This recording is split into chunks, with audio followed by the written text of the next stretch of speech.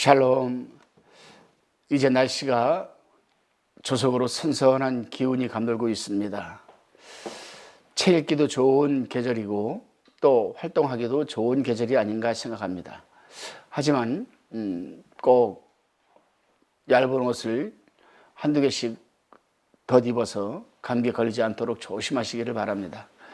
오늘은 욥기서 37장 1절로 24절의 말씀을 가지고 엘리후의 최후 권고라는 주제로 묵상하고 깨달은 것을 나누어 봅니다. 옛날 사람들은 사시사철 계절에 나타나는 여러 가지 기후 현상을 객관적으로 또는 과학적으로 알아낼 수 있는 이 기구가 즉기가 없었습니다. 눈이나 감각기관을 이용해서 그날의 날씨를 파악했다고 합니다. 이 시기에 나온 것이 바로 기상현상을 예측할 수 있도록 하는 이른바 일기속담입니다.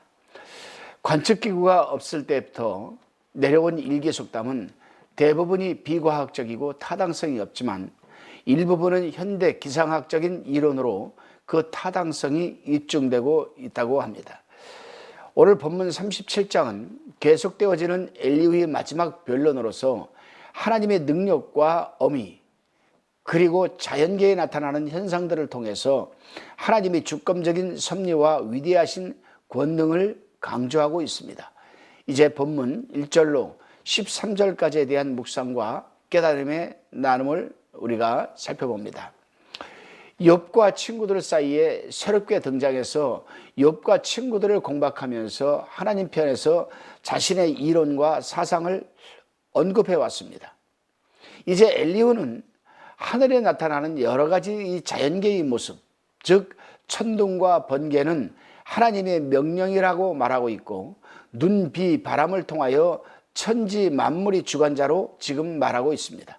또한 구름의 운행 등을 통하여 자연의 현상을 당신이 수중해 두시고 통치하시는 하나님의 주권을 지금 강조하고 있습니다.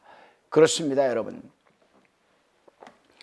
자연세계를 통하여 권능을 보이시고 섭리의 목적을 이루시는 하나님은 인간들의 생각과 지혜로 측량되지 않는 분이십니다.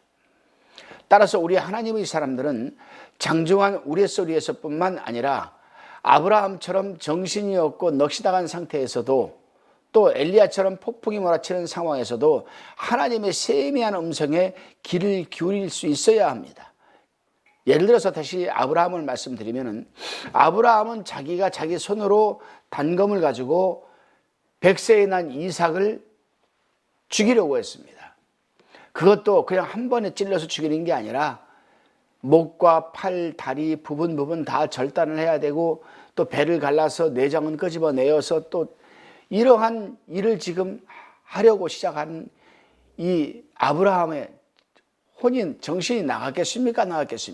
아무 정신이 없었을 것입니다.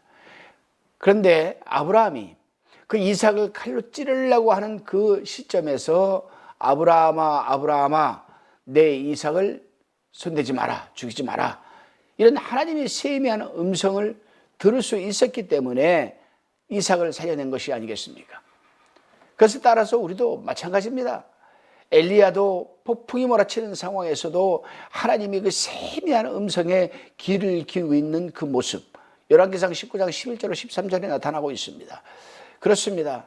우리 하나님의 사람들은 어떠한 상황과 환경과 형편과 곤란과 곤고와 고통 속에서도 하나님의 세미한 음성을 들을 수 있는 귀를 하나님 쪽으로 열어놔야 되는 것입니다. 그래야 문제가 해결되는 것 아니겠습니까? 다시금 본문 14절로 24절까지에 대한 묵상과 깨달음의 나눔입니다. 엘리후는 당시 히브리 사람들이 생각하던 우주 개념을 언급하면서 거울 같은 견고한 궁창의 광명, 이런 표현을 하고 있습니다. 사실 성경에서 말하고 있는 궁창, 이 궁창이라는 단어를 히브리어로 라키아라고 합니다. 라키아. 이 라키아라는 단어는 주로 펼치다, 두들겨 펴다, 이런 말에서 파생된 용어입니다. 그러므로 이 말이 보여주는 것처럼 히브리인들이 생각하던 궁창은 마치 밀가루 반죽을 두드려 펼친 것처럼 또는 혹은 휘장이 펼쳐지는 것처럼 어떤 확장된 어떤 공간, 그런 것을 지금 의미하고 있습니다. 그래서 엘리후도 궁창을 펼 수 있느냐라는 표현을 사용했던 것입니다. 그렇습니다, 여러분.